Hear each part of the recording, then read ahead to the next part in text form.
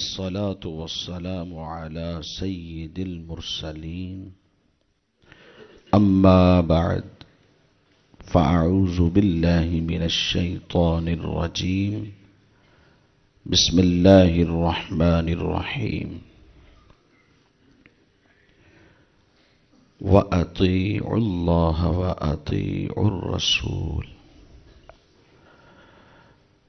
صدق الله العظيم وصدق رسوله النبي الكريم الأمين الصلاة والسلام عليك يا رسول الله وعلى آلك وأصحابك يا حبيب الله الصلاة والسلام عليك يا نبي الله وعلى آلك وأصحابك يا نور الله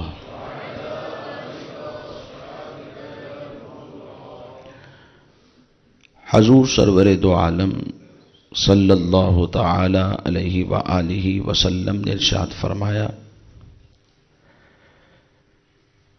جس شخص نے مجھ پر روزانہ 50 مرتبہ درود پاک پڑھے، کل بروز قیامت میں اس شخص کے ساتھ مصافحہ کروں گا۔ صلو علی الحبیب صلی اللہ تعالی محمد صلی اللہ علیہ وسلم۔ میٹھے میٹھے اسلامی بھائیوں اور مدنی چینل کے ناظرین،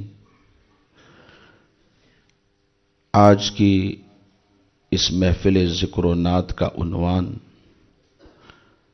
آپ حضرات بخوبی اس سے واقف ہیں کہ استاذ العلماء شیخ الحدیث و تفسیر حضرت علامہ مولانا مفتی محمد قاسم قادری دامت برکاتہم العالیہ، آپ کے والد محترم جناب عبداللہ مرتضائی اتاری رضوی صاحب مرحوم کی اصال ثواب کے لیے ہے۔ اللہ رب العزت نے بنی نوع انسان کی تخلیق فرمائی، اس انسان کو خالق کائنات نے زندگی گزارنے کا بزم بھی عطا فرمایا، ایک انداز، ایک طریقہ جس کے مطابق اللہ کا یہ بندہ اس دنیا میں زندگی گزار کر اس کی بارگاہ میں سرخرو ہو سکتا ہے۔ خالق کائنات نے قرآن مجید فرقان حمید میں اپنے بندوں سے ارشاد فرمایا، وَأَطِيعُوا اللَّهَ وَأَطِيعُوا الرَّسُولَ، کہ اللہ کی بھی اطاعت کرو اور اس کے پیارے محبوب صلی اللہ تعالی علیہ وآلہ وسلم کی بھی اطاعت کرو۔ اور خالق کائنات نے یہ بھی ارشاد فرمایا کہ تم میرے محبوب کی اتباع بھی کرو، ان کے نقش قدم پر چلو۔ علماء فرماتے ہیں اطاعت احکام میں ہوتی ہے کہ رب نے حکم دیا نماز پڑھو، ہم اگر نماز پڑھیں گے تو اپنے رب کی اطاعت کرنے والے ہوں گے، ہم اگر روزہ رکھیں گے تو اپنے رب کی اطاعت کرنے والے ہوں گے، ہم اگر زکوٰۃ دیں گے تو اپنے رب کی اطاعت کرنے والے ہوں گے، کیونکہ یہ سب احکام ہیں رب ذوالجلال کے، اور ہمارا عمل کرنا گویا کہ اس کی بارگاہ میں اس کی اطاعت کرنا ہے۔ اور پھر اتباع کیا ہے؟ علماء فرماتے ہیں اتباع نقش قدم پر چلنا ہے۔ نبی کریم صلی اللہ تعالی علیہ وآلہ وسلم نے اپنی زندگی گزاری، آپ نے جو عمل کیے ہیں ہم اگر آپ کے نقش قدم پر چلتے ہیں، آپ کی سنت کو اپنا لیتے ہیں، اپنے وجود پر آپ کی سنت کو سجاتے ہیں، تو یہ حضور صلی اللہ علیہ وسلم کے نقش قدم پر چلنا ہے۔ تو ہمیں حکم اطاعت کا بھی ہے، ہمیں حکم اتباع کا بھی ہے۔ اور رب ذوالجلال نے واضح طور پر قرآن مجید فرقان حمید میں ارشاد فرما دیا ہے، لَقَدْ كَانَ لَكُمْ فِي رَسُولِ اللَّهِ أُسْوَةٌ حَسَنَةٌ، میرے محبوب کی زندگی تمہارے لیے بہترین نمونہ ہے۔ اپنی زندگی کو سرخرو کرنا چاہتے ہو، اپنی زندگی کو کامیاب بنانا چاہتے ہو، اللہ رب العزت کو اس دنیا میں اگر تم راضی کرنا چاہتے ہو، تو خالق کائنات نے واضح طور پر ارشاد فرما دیا کہ میرے محبوب کی زندگی تمہارے لیے بہترین نمونہ ہے، بہترین مثال ہے، بہترین ماڈل ہے۔ تم ان کی زندگی کو دیکھتے چلے جاؤ اور عمل کرتے چلے جاؤ، دنیا بھی سرخرو ہوگی اور آخرت میں بھی ایک نام ہوگا۔ میٹھے میٹھے اسلامی بھائیوں اور مدنی چینل کے ناظرین، قرآن مجید فرقان حمید کو اگر ہم پڑھتے ہیں تو اللہ رب العزت نے یہ بھی ارشاد فرمایا، وَمَا آتَاكُمُ الرَّسُولُ فَخُذُوهُ وَمَا نَهَاكُمْ عَنْهُ فَانْتَهُوا، جو میرا محبوب تمہیں دے وہ لے لیا کرو، اور جس بات سے تمہیں میرا محبوب منع کر دے تم مجھ سے منع ہو جایا کرو۔ اب ہم نے دیکھنا یہ ہے کہ کون سی باتیں ایسی ہیں کہ جن کا حکم ہمیں نبی کریم علیہ السلام نے دیا ہے، اور جن کاموں سے حضور سرور دو عالم صلی اللہ علیہ وسلم نے ہمیں منع کیا ہے، وہ کون سے کام ہیں اور ہمیں ان سے بچنا ہے، اور جن کاموں کے کرنے کا حکم دیا ہے وہ کون سے کام ہیں کہ جن سے ہماری زندگی کامیاب ہو جائے گی، ہماری زندگی سرخرو ہو جائے گی۔ اگر ہم ان چیزوں کو جان لیں اور ان کا علم حاصل کر لیں تو ہم اس علم پر عمل کر کے دنیا میں کامیاب ہو سکتے ہیں، کیونکہ ہر شخص نے دنیا سے جانا ہے، آج کوئی کل کوئی، کل نفس ذائقۃ الموت۔ آج ایک مسلمان بھائی، ایک مسلمان باپ کی یاد میں ہم یہاں بیٹھے ہیں، آج ہم ان کو یاد کر رہے ہیں، ان کے اچھے اوصاف ہمارے ذہن میں ہیں کہ وہ عبادت گزار تھے، وہ ذکر اذکار کرنے والے تھے، درود پاک کی کثرت کرنے والے تھے، یہاں تک کہ جب ان کو موت آئی ہے تو تب بھی ان کا سر سجدے میں جھکا ہوا ہے، رات اللہ کی عبادت میں گزری ہے، ذکر اذکار میں گزری ہے، تسبیحات میں گزری ہے۔ یہ موت ہر ایک کو نہیں آتی، یہ موت ان کو آتی ہے جو اپنی زندگی میں اللہ کی عبادت کرتے ہیں، جو اپنی زندگی کے شب و روز میں اپنے مالک کو راضی کرتے ہیں، جو خالق کائنات کے لیے اپنی زندگی کو وقف کر دیتے ہیں۔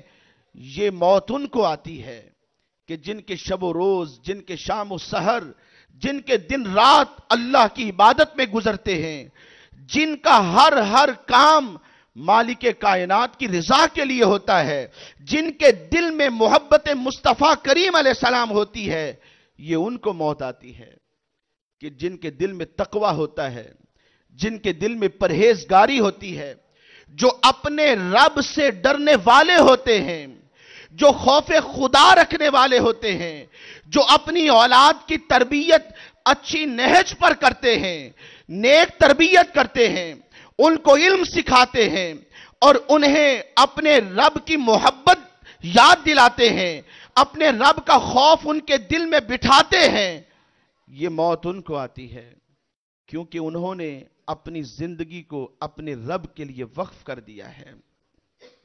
جناب مرحوم حاجی صاحب انتہائی نفیس آدمی تھے، ایک اچھے باپ تھے، ایک اچھے مسلمان تھے، نیک مسلمان تھے، علماء و مشائخ کا احترام کرنے والے تھے۔ جب بھی ان سے ملاقات ہوئی ایک بچے کی طرح، جیسے ایک بچہ اپنے استاد کا ادب کرتا ہے، ایک بیٹا اپنے باپ کا ادب کرتا ہے، आजिज़ी और इंकिसारी का इजहार करता है। जब भी उनसे मुलाकात हुई इंतहाई आजिज़ी से, जैसे खुद कुछ भी नहीं है। उलमा और मशाइख से मोहब्बत करने वाले हैं।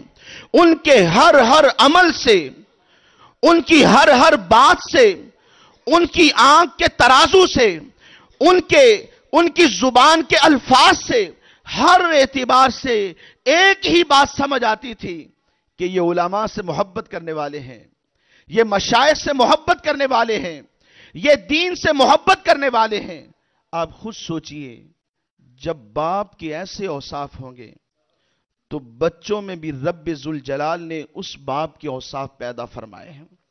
अल्लाह रब्बुल इज्जत ने उनकी औलाद को तालीमात मुस्तफ़ा करीम अलैहिस्सलाम के जेवर से आरास्ता फरमाया, कुरान और हदीस का इल्म अता फरमाया। ये बाप की मेहनतें हैं, मुशक्क़तें हैं, शब रोज की मुशक्क़तें हैं, खून पसीने की कमाई है कि रब्बे जुल जलाल ने उन्हें उनकी शब रोज की मेहनत का सिला इल्म वाली औलाद की सूरत में अता फरमाया, अदब वाली औलाद की सूरत में अता फरमाया, मोहब्बत करने वाली औलाद की सूरत में अता फरमाया, खालिक कायनात के प्यारे महबूब अलैहिस्सलाम की मोहब्बत अपने दिल में बसाने वाली औलाद की सूरत में अता फरमाया। हमारे लिए भी लम्हा फिक्रिया है। हम सबको चाहिए कि अपनी औलाद की तरबियत अच्छी नहज पर करें ताकि कल वो हमारा सहारा बन जाए, क्योंकि मां बाप हमारे वजूद का सबब है। जरा सोचिए तो सही, अगर हमारे मां बाप ना होते तो क्या हम होते? क्या ये स्टेज, ये स्टेटस, ये मकाम और ये मर्तबा होता? हरगिज ना होता। हमारे मां बाप हैं, उनका वजूद पहले हुआ तो रब्बे जुल जलाल ने उनके वजूद का सदका हमें भी वजूद अता फरमाया। उनकी शब रोज की मेहनत, उनकी शाम और सहर की मेहनत, हमारी परवरिश, न सर्दी देखी न गर्मी देखी, हमें बड़ा किया, जवान किया, पांव पे खड़ा किया, इस काबिल कर दिया कि आज हम हक और सच को पहचान सकते हैं। आज हम जान सकते हैं कि कुरान हमें क्या कह रहा है। आज हम ये जान सकते हैं कि हदीस मुस्तफ़ा करीम अलैहिस्सलाम हमें किस बात का दर्स दे रही है। आज हम जान सकते हैं कि हमारे उलमा और मशाइख हमारी रहनुमाई किस नहज पर कर रहे हैं। आज हम जान सकते हैं कि सिरात मुस्तकीम क्या है। ये सब उनकी मेहनत है, हमारे वजूद का वो सबब है। कुरान ने हुक्म दिया इनके साथ भलाई करो, एहसान करो, दुनिया की जिंदगी में भी और इनके दुनिया से चले जाने के बाद भी। दुनिया की जिंदगी में इनके साथ भलाई और एहसान यह है कि मोहब्बत से पेश आइए, इनकी हर जायज बात में इनकी इताअत कीजिए, हरगिज इनका दिल ना दुखाइए कि कुरान खुद कहता है वला तकुल्लहुमा उफ्फिन वला तनहरहुमा, कि इनको झिड़कना ना, इनको उफ भी मत कहना। यह कुरान हमें सबक दे रहा है, यह कुरान हमें सिखा रहा है। क्या नबी करीम सल्लल्लाहु अलैहि वसल्लम का कलिमा पढ़ने वालों, अपने मां बाप से मोहब्बत का इजहार करो। यह तालीमात मुस्तफ़ा करीम अलैहिस्सलाम है कि अपने मां बाप से मोहब्बत का इजहार करो, आजिज़ी के बाजू बिछाओ, उनके साथ हुस्ने सुलूक से पेश आओ, क्योंकि रिवायतें ये कहती हैं हम अपने मां बाप के सामने एक गुलाम की हैसियत रखते हैं। इनका दिल मत दुखाना, क्योंकि नबी करीम सल्लल्लाहु अलैहि वसल्लम ने 3 मर्तबा उस शख्स को मलऊन करार दिया कि जो अपने मां बाप का दिल दुखाता है, उन्हें सताता है, उनकी दिल आजारी का सबब बन जाता है, उनके लिए तकलीफ का सामान बन जाता है। फरमाया ऐसे शख्स के ना तो नफिल कबूल होते हैं ना फर्ज कबूल होते हैं। अगर हम में से किसी ने आज तक मां बाप की नाफरमानी की है तो उनसे माफी मांगिए, उनसे मोहब्बत का इजहार कीजिए कि हमारी बहुत बड़ी दौलत यह है, यह बेमिसलो बेमिसाल रिश्ता है। हजूर नबी करीम सल्लल्लाहु अलैहि वसल्लम ने तमाम मुसलमानों के साथ मोहब्बत का दर्स दिया है अखुवत का दर्स दिया है, उल्फत का दर्स दिया है, रिश्तेदारों के साथ सिला रहमी का दर्स दिया है, बड़ों का अदब करने का दर्स दिया है, छोटों पर शफकत की तलकीन फरमाई है और मां बाप के साथ उसने सुलूक का दर्स दिया है। और फरमाया जो इनकी दिल आजारी करेगा, जो इनका दिल दुखाने का सबब बनेगा, वो शख्स मलऊन है। अल ईमान वल हफीज, आज दुनिया में ये जो नेमत हमें मिली हुई है, जिसके पास भी मौजूद है, इनकी कदर कीजिए, इनकी कदर कीजिए, इनके पांव दबाइए, इनके कदम दबाइए, इनके पास बैठिए। जब आप इनके चेहरे की जियारत करें तो खुशी आपके दिल में, सुरूर आपके दिल में उतरता हुआ आपको महसूस हो और आपके चेहरे पे मुस्कुराहट होनी चाहिए, माथे पे बल नहीं होना चाहिए। गोया कि जब मैंने मां बाप को देखा है तो मेरी सारे दिन की थकावटें उतर गई हैं। इस अंदाज से पेश आइए, ना ये कि हमारे मां बाप हमारे लिए ही शिकवे और शिकायतें करते हुए नजर आए। एक शख्स से मुलाकात हुई, कहने लगा कि मैं अपनी औलाद की वजह से बड़ा परेशान हूं, मेरे पास दुनिया की हर नेमत मौजूद है लेकिन अपनी औलाद की वजह से सुकून नहीं है। उससे पूछा वजह क्या है? कहा सारा दिन हम घर में रहते हैं, रात को जब औलाद घर में आती है हम इंतजार कर रहे होते हैं, हम खुद आगे बढ़ते हैं, दरवाजा खोल देते हैं और खुशी खुशी आगे बढ़ते हैं कि हमारा बेटा आगे बढ़ेगा, हमें सलाम करेगा या हमारे सलाम का जवाब देगा या हमसे मोहब्बत से पेश आएगा या हमारी मोहब्बत का जवाब देगा। लेकिन ऐसा कभी नहीं हुआ। जब भी दरवाजा खोला है, हमारा ही बेटा या हमारी ही औलाद घर की दहलीज में दाखिल होती है, ना हमारे सलाम का जवाब होता है, ना हमें सलाम कहा जाता है, ना हमारी मोहब्बत का जवाब होता है, ना हमसे मोहब्बत का इजहार होता है। कोई बात नहीं होती। अपने कमरों में घुस जाते हैं और कानों में मोबाइल की टूटियां लगाई होती हैं और कानों में गाने सुन रहे होते हैं, म्यूजिक बज रहा होता है और उन्हें यह भी इल्म नहीं होता कि हमारे बाप ने दरवाजा खोला है।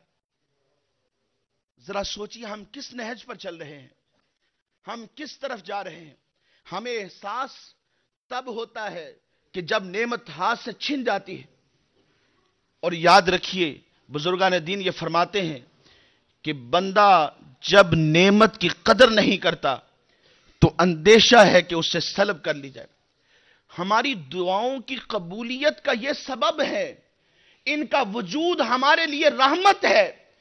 जिनके नहीं होते इस दुनिया से चले जाते हैं, जरा उनसे पूछ के देखिए। हमारी दुआओं की कबूलियत का यह सबब है। दर दर की ठोकरें खाने की बजाय अगर हम अपनी मां के सामने, अपने बाप के सामने बैठ जाएं और उनके पास बैठकर सिर्फ 2 जुमले कह दें कि अब्बा जान मुफलिसी हो गई है, मुहताजी है, मैं परेशान हाल हो गया हूं, लोगों के कर्ज के बोझ तले दब गया हूं, आप दुआ कीजिए। मेरा यह यकीन है कि मां बाप दुआ करेंगे, हमारी मुश्किलें हल हो जाएंगी। इनसे मोहब्बत का इजहार इनकी जिंदगी में कीजिए। ये इनके साथ उसने सलूक है, हर नमाज में इनके लिए दुआ कीजिए। ये इनके साथ उसने सलूक है।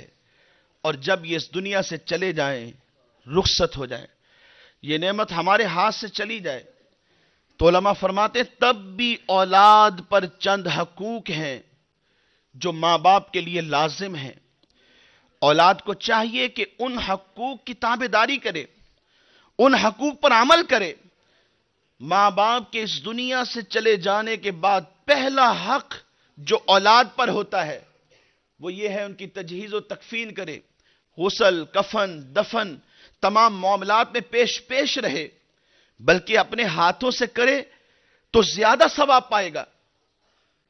उनकी मैयत से खौफ न खाए बल्कि खुद आगे बढ़े, अपने नर्म नाजुक हाथों से अपने वालिद के नर्म नाजुक बदन को गुस्ल दे, उन्हें कफन दे। जबकि हमारे लिए लम्हा फिक्रिया यह है कि हम मैयत से डर रहे होते हैं। हरगिज ऐसा नहीं करना चाहिए। हम मुसलमान हैं, ہم نبی کریم صلی اللہ علیہ وسلم کا کلمہ پڑھنے والے ہیں. ہمیں چاہیے کہ ان کی تعلیمات پر عمل کریں. اپنے ماں باپ کے ساتھ جب وہ اس دنیا سے رخصت ہوتے ہیں حسن سلوک کا مظاہرہ کرتے ہوئے اپنے ان ہاتھوں سے ان کے بدن کو غسل دیں, کفن پہنائیں اور خوشبو لگائیں اور جنازہ پڑھیں اور اپنے ان ہاتھوں سے ان کی میت کو قبر میں اتاریں اور پھر ان کے لیے دعا کرتے رہیں. علماء فرماتے ہیں ماں باپ کے لیے اس دنیا سے چلے جانے کے بعد اولاد پر جو دوسرا حق ہے وہ یہ ہے, اپنی دعاؤں میں ان کے لیے دعا کریں. اس کی کوئی دعا ان کے لیے خالی نہیں ہونی چاہیے. ان کے لیے استغفار کرے اور ہمیشہ ان کے لیے دعا کرتا رہے کہ یہ دعا کر تو ان کے لیے رہا ہے لیکن دنیا میں یہ خود ترقی پائے گا. بلکہ حدیث مبارک میں نبی کریم صلی اللہ تعالی علیہ وآلہ وسلم نے ارشاد فرمایا کہ جو اپنے والدین کے لیے دعا کو ترک کر دیتا ہے اس کا رزق منقطع ہونے لگتا ہے. انسان کو پتہ نہیں چلتا, آہستہ آہستہ اس کا رزق کم ہو رہا ہے, وہ مفلسی کی طرف جا رہا ہے, وہ محتاجی کی طرف جا رہا ہے, وہ قرضوں کے بوجھ تلے دب رہا ہے, لیکن اس کو علم نہیں کہ کس وجہ سے میں اس مقام پر پہنچ رہا ہوں. میرا سٹیٹس تو بہت بلند تھا, میرے پاس مال و دولت تھی, میں اہل ثروت میں گنا جاتا تھا, لیکن آج اچانک میں مفلس کیوں ہو گیا ہوں؟ کہا اسے اسباب کا نہیں علم ہوتا, اس کے اسباب میں سے ایک سبب یہ ہے کہ اس نے اپنے ماں باپ کے لیے دعا کو ترک کر دیا ہے.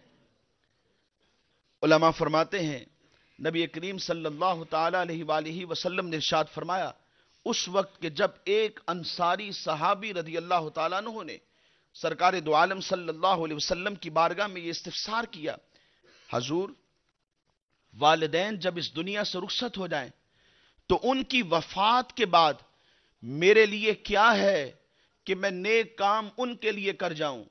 تو نبی مکرم رسول محتشم صلی اللہ علیہ وسلم نے ارشاد فرمایا 4 باتیں. الصلاۃ علیہا, ان پر نماز پڑھ, یہ پہلی بات ہے. والاستغفار لہما, ان کے لیے استغفار کر, ان کے لیے اللہ کی بارگاہ میں بخشش کی دعا کر, ان کے لیے اللہ کی بارگاہ میں گڑ گڑا, اپنی ہر دعا میں ان کو یاد کر, ان کے لیے دعا استغفار کر. اور پھر اس کے بعد ارشاد فرمایا کہ ان کے دوستوں کا اکرام کر, ان کے رشتہ دار ان کا اکرام کر, ان کے ساتھ صلہ رحمی کر, ان کے ساتھ محبت سے پیش آ, اور جو وہ وعدہ کر گئے ہیں اس کے نفاذ میں بھی آگے بڑھ. جو وصیت انہوں نے کر لی ہے وہ وصیت جائز ہو, شریعت کے مطابق ہو تو حتی الامکان کوشش کر کے اس کو نافذ کر. ماں باپ کے لیے دعا کریں, دنیا میں کریں تب بھی ان کو پہنچتی ہے, ان کی زندگی کے بعد کریں تو تب بھی ان کو فائدہ پہنچتا ہے. امام دیلمی رحمت اللہ تعالی علیہ کی روایت نقل فرماتے ہیں, فرمایا ایک شخص کو مرنے کے بعد جو رب کی بارگاہ سے نیک عملوں پر جزائیں بنتی تھی مل چکی ہوں گی, پھر اچانک ایک درجہ بلند ہوگا. وہ عرض کرے گا, اے اللہ یہ کہاں سے آیا ہے, یہ درجہ مجھے کہاں سے ملا ہے؟ نہ اب دنیا میں گیا ہوں, نہ کوئی نیک عمل اب کیا ہے, جبکہ درجات نیک عملوں کی بدولت ملا کرتے ہیں. میں نے جو عمل کیے تھے ان پر مجھے درجات جو بنتے ہیں مل چکے ہیں, لیکن اب یہ اچانک ایک درجہ کیسے بلند ہوا؟ تو آواز آئے گی, اے بندے آج دنیا میں رہتے ہوئے تیری اولاد میں سے کسی نے تیرے لیے دعائیں مغفرت کی ہے. زندگی میں رب دعائیں قبول فرماتا ہے, اور مرنے کے بعد ماں باپ کے پیچھے اگر رب کی بارگاہ میں التجا کی جائے, رب کی بارگاہ میں ہاتھوں کو اٹھا کر ان کے لیے مغفرت مانگی جائے, تو ماں باپ کے لیے یہ حسن سلوک ہے. مرنے کے بعد اولاد پر یہ حق ہے کہ ماں باپ کے لیے ہمیشہ دعا کرتے رہیں اور دعا کو کبھی بھی ماں باپ کے لیے ترک نہ کریں. ہمارے لیے اس میں فائدہ ہے, ہم دعا ان کے لیے کریں گے, رب ذوالجلال اس کے فوائد و ثمرات ہمیں عطا فرمائے گا. ایک اور بات میں یہاں عرض کرنا چاہتا ہوں. سیدی اعلی حضرت امام اہل سنت امام احمد رضا خان علیہ رحمت الرحمن آپ نے کم و بیش 12 حقوق اولاد پر ماں باپ کے مرنے کے بعد گنوائے ہیں. ان میں سے آپ نے فرمایا کہ جو اہم حق ہے وہ یہ ہے کہ اپنی ذات کو گناہوں سے بچائے. اپنی ذات کو گناہوں سے بچائے. کیوں؟ کہ بندہ جو بھی عمل کرتا ہے ماں باپ کے سامنے پیش ہوتا ہے. ہمیں نظر نہیں آ رہا، ہمیں پتہ نہیں چل رہا، ہم نہیں دیکھ رہے. اگرچہ بند کمروں میں گناہ ہو رہا ہے، دروازے بند ہیں، مخلوق خدا کی نظروں سے چھپ گئے ہیں، کوئی نہیں دیکھ رہا. نہ ہمارے کسی دوست کی نظر ہے، نہ ماں باپ میں سے جو باقی ہیں ان کی نظر ہے، نہ ہمارے بڑوں کی نظر ہے، نہ چھوٹوں کی نظر ہے، نہ ہماری اولاد دیکھ رہی ہے، نہ اہلیہ کو پتا ہے، نہ ہمارے دوست احباب کی خبر میں یہ بات ہے. لیکن رب جانتا ہے. ہمارے تمام اعمال والدین کے سامنے پیش ہوتے ہیں. اعلیٰ حضرت فرماتے ہیں اگر نیک کام ہو تو وہ خوش ہو جاتے ہیں، فرحت ملتی ہے، خوشی ملتی ہے، انہیں سرور ملتا ہے. لیکن اگر کام برے ہوں تو وہ رنجیدہ ہو جاتے ہیں. اور یہ بات تبھی ہوتی ہے کہ جب ماں باپ نے اولاد کے لیے کچھ کام کیا ہو، کچھ وقت دیا ہو، ان کے دل میں تقوی اور پرہیزگاری داخل کی ہو. اولاد کے لیے تو سب لوگ ہی کچھ نہ کچھ کرتے ہیں. لیکن یاد رکھیے حضرت معاذ بن جبل رضی اللہ تعالی عنہ سے نبی کریم صلی اللہ تعالی علیہ وآلہ وسلم نے وصیت فرماتے ہوئے ارشاد فرمایا کہ اے معاذ بن جبل اپنی اولاد کے دل میں تقوی اور پرہیزگاری ضرور پیدا کرنا. ہم سب کچھ دیتے ہیں، ذرا غور کیجئے، ہم سب کچھ دیتے ہیں، اولاد کے لیے بہت کچھ کرتے ہیں، دن رات کی محنت کرتے ہیں. ہمارے 2 بچے ہیں، 3 بچے ہیں، ہر ایک کا گھر جدا ہونا چاہیے، ہر ایک کے پاس گاڑی الگ ہونا چاہیے، ہر ایک کے پاس بزنس الگ ہو، ہر ایک کا سٹیٹس الگ ہو، ہر ایک کا مقام الگ ہو، ہر ایک کی عزت الگ ہو، ہر ایک کا مرتبہ جدا ہو. ہر ایک کے لیے کوشش کرتے ہیں. باپ شب و روز محنت کرتا ہے، سب کچھ دیتا ہے، اور بیٹیوں کو جہیز کے لیے صبح شام محنت کرتا ہے کہ کہیں میری ناک نہ رہ جائے. میں اپنی بیٹیوں کے لیے جو زیور ہے، جہیز ہے، ہر چیز کا اہتمام کروں گا. لیکن اگر ہم کچھ نہیں دیتے تو تقوی اور پرہیزگاری کی دولت نہیں دیتے. اولاد کے دل میں تقوی پیدا کیجیے تاکہ کل وہ حرام سے بچے.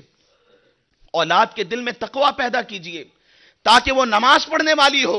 اولاد کے دل میں تقوی اور پرہیزگاری پیدا کیجئے تاکہ وہ روزے رکھنے والی ہو. اولاد کے دل میں اللہ کا خوف پیدا کیجئے تاکہ وہ گناہوں سے بچنے والی ہو، گناہوں سے ڈرنے والی ہو، اپنے اس دامن کو گناہوں کی سیاہی سے محفوظ کرنے والی ہو اور رب سے محبت کرنے والی ہو، نبی کریم صلی اللہ تعالی علیہ وآلہ وسلم سے محبت کرنے والی ہو.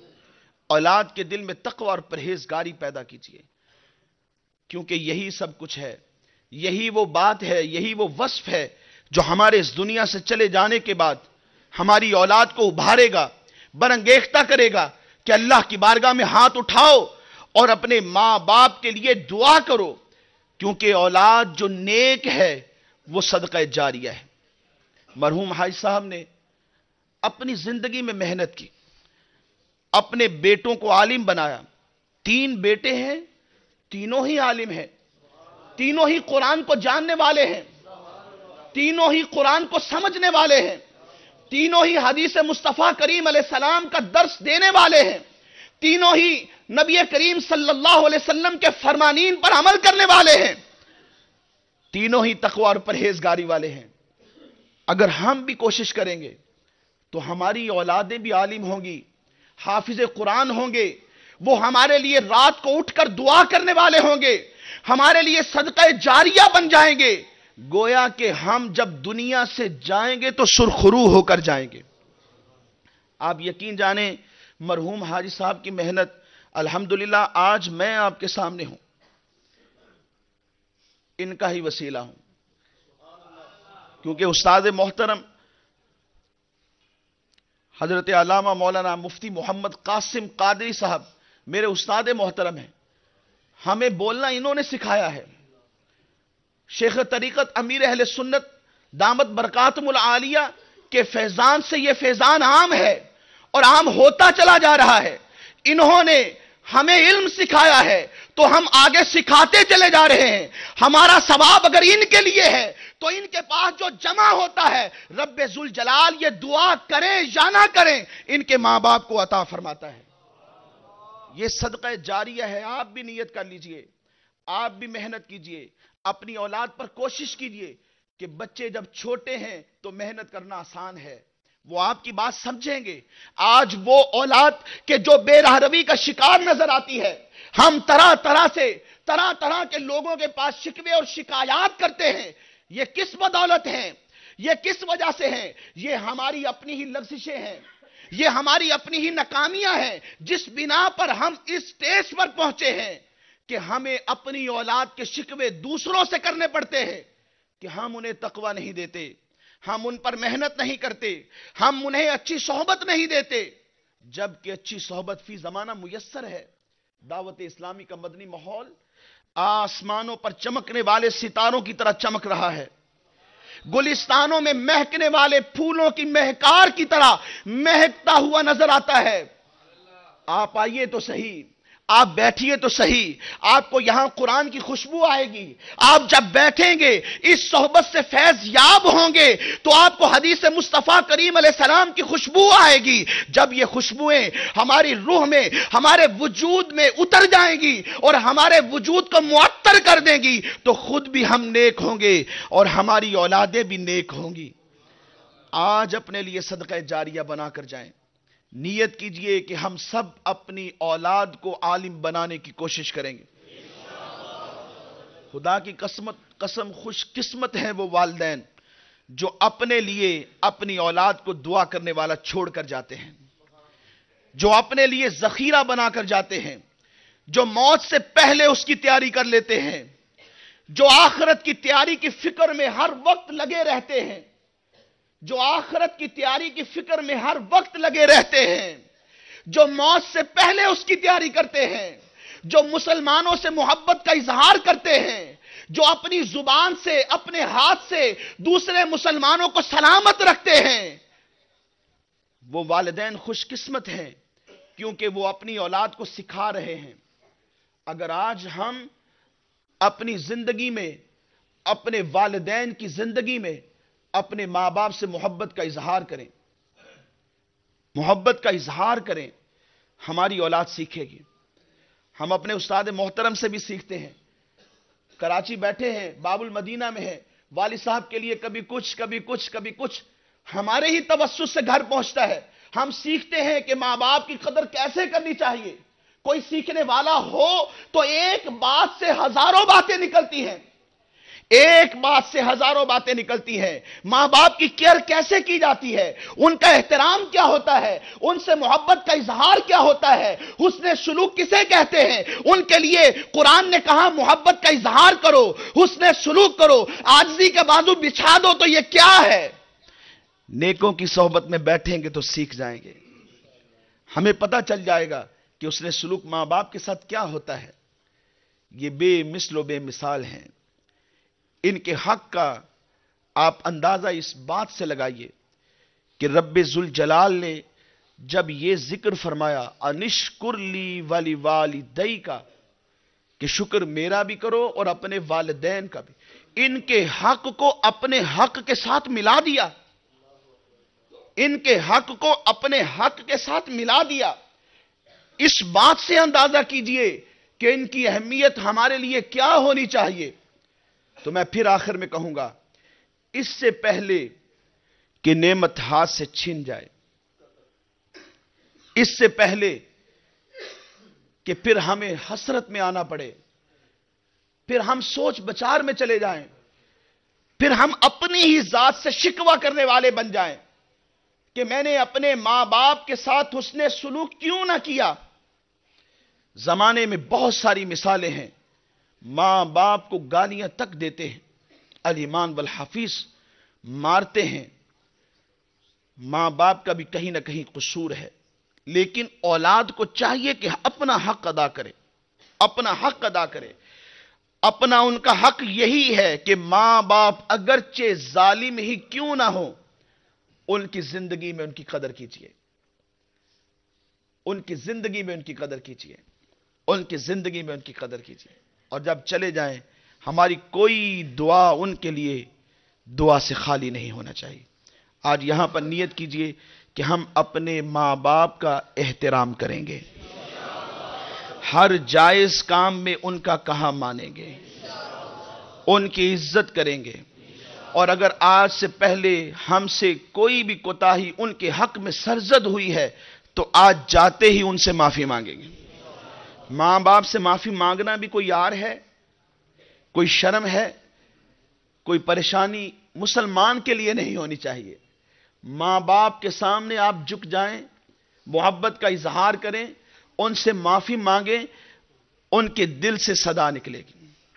جب دل سے دعا نکلے گی ہماری کوئی بھی مشکل ہے تو اللہ کے فضل و کرم سے انشاءاللہ العزیز ٹل جائے گی.